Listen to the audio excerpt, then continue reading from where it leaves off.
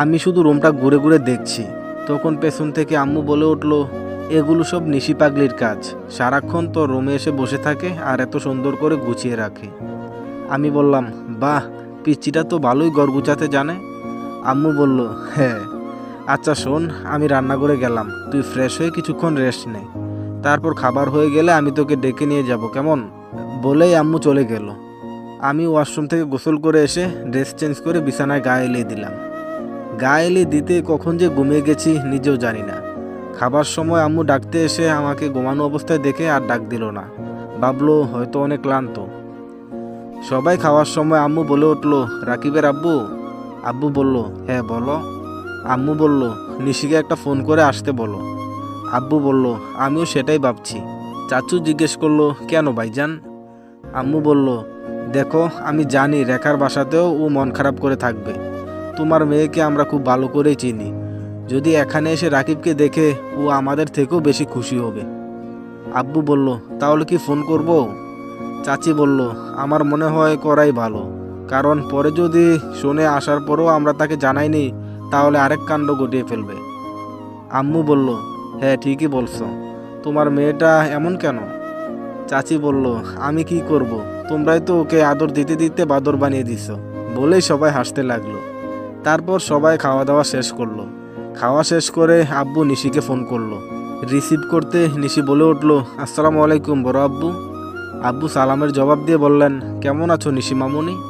নিশি বলল, আলহামদুলিল্লাহ ভালো, আপনারা কেমন আছেন? আব্বু বলল, আমরাও ভালোই আছি মামুনি, তবে এখন আরও ভালো আছি। নিশি জিজ্ঞেস করলো, আরও ভালো কেন? আব্বু বলল, তুমি যদি এখানে থাকতে তাহলে তুমি আমাদের চেয়েও বেশি ভালো থাকতে। নিশি বলল, তাই নাকি? ঘটনা কি বলেন তো বড় আব্বু?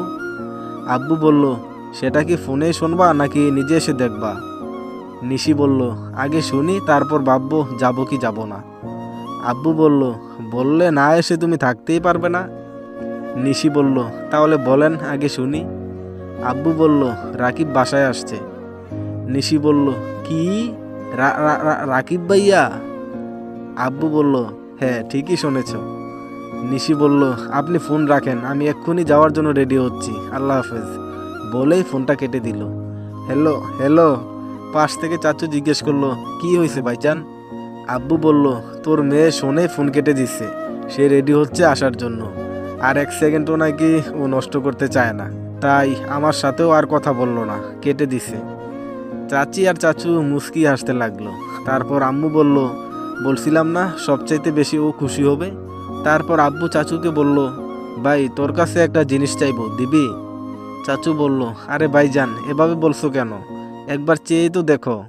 আব্বু বলল, দেখ, আমি খুব ভালো করে বুঝতে পারি তোর মেয়ে আমার ছেলেকে অনেক ভালোবাসে, আর আমার ছেলেও তোর মেয়েকে অনেক পছন্দ করে, তাই আমি তোর মেয়েকে এবারের বউ বানাতে চাই, বল তুই রাজি কিনা? চাচু বলল, ভাইজান সত্যি বলতে রাকিবকে ছেলে হিসাবে আমাদেরও অনেক পছন্দ, আর ওর সাথে বিয়ে হলে আমাদের মেয়ে আমাদের চোখের সামনেই থাকবে, এর চেয়ে ভালো প্রস্তাব আর কি হতে পারে, আমরা রাজি, কি বলো নিশির আম্মু? চাচি বলল, হ্যাঁ অবশ্যই আমরা রাজি ভাইজান। আলহামদুলিল্লাহ। বেশ কিছুক্ষণ পর নিশি ছুটে এলো, সাথে রেখা আপু আর দুলাভাইও আসছে। ওকে দেখে আম্মু বলল, নিশি এত জলদি কেমনে আসলি? নিশি কোনো কথার উত্তর না দিয়ে সরাসরি বলল, রাকিব ভাই কই? আম্মু বলল, আরে উত্তেজিত হোস না, ও আছে। তখন দুলাভাই বলল, আমার শালিকা উত্তেজিত হবে না, সারা রাস্তা ওর নাম জপতে জপতে আসছে, কেমন হয়েছে, আমাকে মনে আছে কি না, এই সেই। নিশি বলল, দুলাভাই থামেন তো, বড় আম্মু বলো না রাকিব কোথায়? আম্মু বলল, ও ওর রুমে ঘুমায়। বলা মাত্রই নিশি আর এক মুহূর্ত দেরি না করে আমার রুমে দৌড় দেয়। সবাই আজব দৃষ্টিতে নিশির দিকে তাকিয়ে আছে। আমার রুমের দরজার সামনে আসতেই নিশির হার্টবিট চক্রবৃদ্ধি হারে বাড়তে লাগলো। তারপর নিশি আস্তে করে দরজাটা খুলে আমার রুমে প্রবেশ করলো। আমার খাটের কাছে এসে আমাকে দেখে নীরবে চোখের পানি ফেলতে লাগলো। আমাকে ঘুম থেকে না তুলেই আমার পাশে বসে অপলক দৃষ্টিতে তাকিয়ে থাকলো। মনে হয় কত বছরের আমাকে দেখার তৃষ্ণা আজ মেটাচ্ছে। কিছুক্ষণ পর কপালে নিশির ঠোঁটের স্পর্শ পেতে আমার ঘুম ভেঙে গেল। চোখ মেলতেই দেখি নিশি আমার কপালে তার ঠোঁটের স্পর্শ দিচ্ছে। আমি লাফ দিয়ে উঠে বললাম, নিশি তুই এখানে? এগুলো কি করতেছিস? নিশি আমার কথার কোনো উত্তর না দিয়ে শুধু দেখতেই আছে। তারপর আমি আবার বললাম, কি হলো, হা করে তাকিয়ে আছিস কেন, কিছু বল।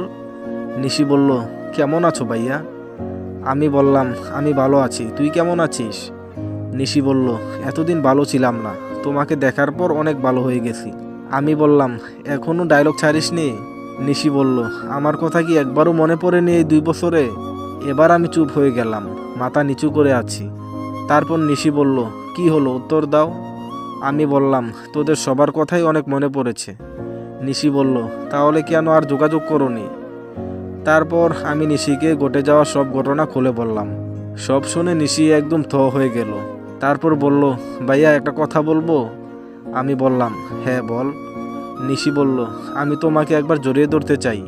এইটার অপেক্ষায় তো আমিও ছিলাম, সেটা নিশি প্রকাশ করলো। যাই হোক, আমি শুধু মাথা নেড়ে হ্যাঁ সূচক উত্তর দিলাম, আর সাথে সাথে নিশি আমাকে জড়িয়ে ধরলো। আমিও তাকে শক্ত করে জড়িয়ে ধরলাম। বুঝতে পারছি নিশি কান্না করছে। তারপর আমি বললাম, এই পাগলি, কান্না করছিস কেন? নিশি বলল, ফ্যামিলির সবাই ভাবছে তুমি আর নেই, কিন্তু আমি কখনোই বিশ্বাস করিনি। আমি বিশ্বাস করি একদিন তুমি আমার জন্য হলেও ফিরে আসবে, আমার ভালোবাসা তোমাকে ফিরিয়ে আনবেই। আমি বললাম, আচ্ছা এখন তো ছাড়। নিশি বলল, না ছাড়বো না। আমি বললাম, কেউ আসলে কি হবে?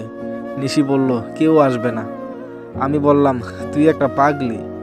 নিশি বলল, হ্যাঁ, শুধু তোমার জন্য। আমি তোমাকে আর কোথাও যেতে দিব না। আমি বললাম, তাহলে 2 বছরের কষ্ট বিফলে যাবে। তুই কি চাস আমার কষ্ট বিফলে যাক? নিশি বলল, না, তাহলে আমিও তোমার সাথে যাব। আমি বললাম, সে দেখা যাবে, এখন ছাড়, অনেক হয়েছে। তারপর নিশি বলল, ভাইয়া। আমি বললাম, হ্যাঁ বল। নিশি বলল, ভালোবাসি, অনেক ভালোবাসি। আমি বললাম, শোন। নিশি বলল, হ্যাঁ বলো। আমি বললাম, আমিও। নিশি তো অবাক, সত্যি? আমি বললাম, হ্যাঁ রে, এখন রুম থেকে যা, আমি ফ্রেশ হব। নিশি বলল, না, আমি এখানেই থাকবো, তুমি ফ্রেশ হয়ে আসো। তুই গেলি এখান থেকে? নিশি বলল, ঠিক আছে যাব, তবে একটা শর্তে। আমি জিজ্ঞেস করলাম, কি শর্ত? নিশি বলল, যতদিন আছো আমি তোমাকে নিজ হাতে খাইয়ে দিব, আর প্রতিটা নিঝুম সন্ধ্যার পরিবেশ দুজনে একসাথে উপভোগ করব। কথা দাও? এই পিচ্চিটা দেখি খুব বড় হয়ে গেছে, অনেক পাকা পাকা কথা বলে। আমার চুপ থাকা দেখে নিশি আবার বলল, কি হলো, চুপ করে আছো কেন? আমি বললাম, আচ্ছা ঠিক আছে, যা। নিশি অনেক খুশি হয়ে বলল, সত্যি? আমি বললাম, হ্যাঁ রে, এখন তো যা। নিশি বলল, আচ্ছা ঠিক আছে, তুমি ফ্রেশ হয়ে আসো, আমি তোমাকে খাবার দিচ্ছি। ঠিক আছে। তারপর নিশি খুশি মনে রুম থেকে চলে গেল। আমিও ফ্রেশ হতে ওয়াশরুমে চলে গেলাম। ফ্রেশ হয়ে এসে দেখি নিশি আমার রুমে খাবার নিয়ে আসছে। কি ব্যাপার, তুই আমার রুমে খাবার নিয়ে আসছিস কেন? নিশি বলল, সবাই এখানেই নিয়ে আসতে বলল, তাই। আমি বললাম, সবাই আনতে বলছে নাকি তুই জোর করে আনছিস? আমার কথা শুনে নিশি হাসতে লাগলো। এতেই বুঝে গেছি উই এই শয়তানি বুদ্ধি বের করেছে। তারপর বলল, বেশি কথা না বলে চুপচাপ এখানে এসে বসো। আমিও আর কোনো কথা না বলে চুপচাপ খাটে বসে পড়লাম। তারপর নিশি বলল, নাও হা করো। আমি বললাম, আমার হাত থাকতে আমি তোর হাতে খাবো কেন? নিশি বলল, এত তাড়াতাড়ি শর্তের কথা ভুলে গেলে? আমি বললাম, ও সরি। নিশি বলল, এবার তো হা করো। তারপর নিশি আমাকে খাইয়ে দিতে লাগলো। আমি ওকে জিজ্ঞেস করলাম, তুই খাইছস? নিশি বলল, কখন খেলাম, এসেই তো তোমার রুমে আসলাম। আমি বললাম, তাহলে তুইও খা। নিশি বলল, কেউ তো খাইয়ে দেয় না। আমি বললাম, থাক, আর ন্যাকামো করতে হবে না, নে হা কর। তারপর আমিও নিশিকে খাইয়ে দিলাম। খাইয়ে দেওয়ার সময় হঠাৎ আপু আর দুলাভাই আমার রুমে আসলো আর কাশি দিল। তখন আমি খাওয়ানো বন্ধ করে দিলাম। আর নিশিকে আপু বলতে লাগলো, বাবা, এসে আমার ভাইয়ের সাথে রোমান্স শুরু করে দিলি। নিশি বলল, সেটা আর করতে দিলে কই আপু? আমি বললাম, আপু কেমন আছো? আপু বলল, আলহামদুলিল্লাহ ভালো। তুই কেমন আছিস? আমি বললাম, আলহামদুলিল্লাহ ভালো। এইটা কে, দুলাভাই নাকি? আপু বলল, হ্যাঁ। আসসালামু আলাইকুম দুলাভাই। দুলাভাই বলল, ওয়ালাইকুম আসসালাম। তুমি তাহলে আমার শালাবাবু? আমি বললাম, জি দুলাভাই। দুলাভাই বলল, তা শালাবাবু, আমার এই নিশি শালিকাকে একটু বেশি আদর কইরো। তোমার জন্য বেচারি অনেক কান্না করছে, আমাদের বাসায় গিয়েও মনমরা হয়ে থাকছে। এখন এখানে এসে তো আমি অবাক, এর চেয়ে খুশি আর কেউ নেই। নিশি বলল, দুলাভাই জানতো আপনি, খালি লজ্জা দেন। দুলাভাই বলল, থাক আর লজ্জা পেতে হবে না, কন্টিনিউ। এসব বলেই আপু আর দুলাভাই চলে গেল। তারপর আমি নিশিকে বললাম, কি রে তুই কান্না করছিস আমার জন্য? নিশি বলল, সেটা তোমার না জানলেও চলবে। আমি বললাম, না বললে আদরও পাবি না, সীমিত অফার। নিশি বলল, হ্যাঁ করেছি, এখন আদর দাও। ওর এরকম কাণ্ড দেখে আমি জোরে জোরে হেসে উঠলাম। তারপর নিশি বলল, কি হলো, হাসলে কেন? আমি বললাম, কিছু না, এমনি। খাওয়া শেষ করে প্লেটটা রেখে আয়। নিশি বলল, আদর দিবা না? আমি বললাম, তুই গেলি এখান থেকে?